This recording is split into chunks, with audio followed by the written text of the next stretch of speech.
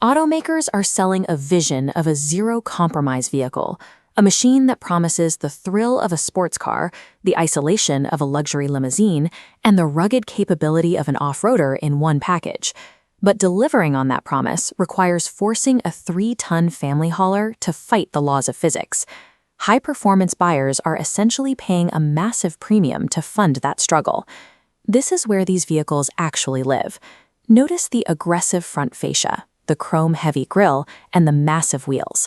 It's a machine engineered for the Nürburgring, but its real-world habitat is suburban driveways and traffic jams.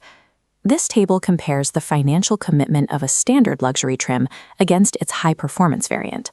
The starting price often jumps by $50,000 to $70,000 before you even look at the options list.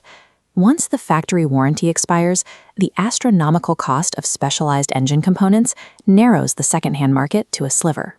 This creates a depreciation curve far steeper than the standard model, compounded by significantly higher insurance premiums for the performance badge. You gain a dominant road presence and high straight-line speed, but you immediately trade away the plush ride comfort and fuel efficiency that usually define a luxury SUV. You have to decide if that $50,000 premium is buying you a functional upgrade for your daily life or an expensive and uncomfortable compromise. Inside the cabin, the focus shifts to heavily bolstered sport seats and aggressive carbon fiber accents. These bolsters are designed to lock your body in place, preventing you from sliding during the high lateral G-forces of track cornering. But for a morning grocery run, these rigid bolsters make entering and exiting a chore. On a long highway trip, that locked-in seating position often leads to physical fatigue. Then there is the unsprung weight. Performance trims typically roll on 22 or 23-inch forged wheels, wrapped in ultra-low-profile summer tires. This scorecard shows how wheel size impacts the driving experience. This configuration pushes the vehicle entirely toward track capability, leaving daily comfort behind. By removing sidewall flex, these tires provide sharp steering response and a high-performance aesthetic. However, the lack of rubber between the wheel and the asphalt increases the risk of tire fall-off on potholes and turns every pavement crack into a jarring shock for the passengers. To prevent a heavy, high-riding vehicle from leaning in corners, engineers are forced to make the suspension incredibly stiff.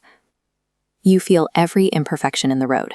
The effort to make a heavy SUV handle like a supercar often destroys the quiet, isolating ride that luxury buyers expect. Commercials often show these 600-horsepower machines drifting through sand dunes or navigating deep mud. On dry pavement, they deliver the kind of G-force that pins you to the seat, temporarily masking the vehicle's massive curb weight. But that weight takes a toll. Single-digit fuel economy under load. Stopping 3 tons of steel means replacing specialized brakes and tires every 10,000 miles. If you actually leave the pavement, you hit a hard physical limit. The mismatch between the advanced computers and smooth street tires. When this much weight sits on low-profile street tires in deep sand, it sinks. The wheels spin without gaining any traction. The all-wheel drive system is processing the terrain data perfectly, but the tires lack the tread depth to execute the commands. This chart compares theoretical engineering against practical real-world viability. Because of the massive engine and high-tech computers, the vehicle is high on theoretical capability. That viability drops to zero in actual off-road conditions, where you risk shattering a low-hanging, expensive front fascia on the first rock you encounter.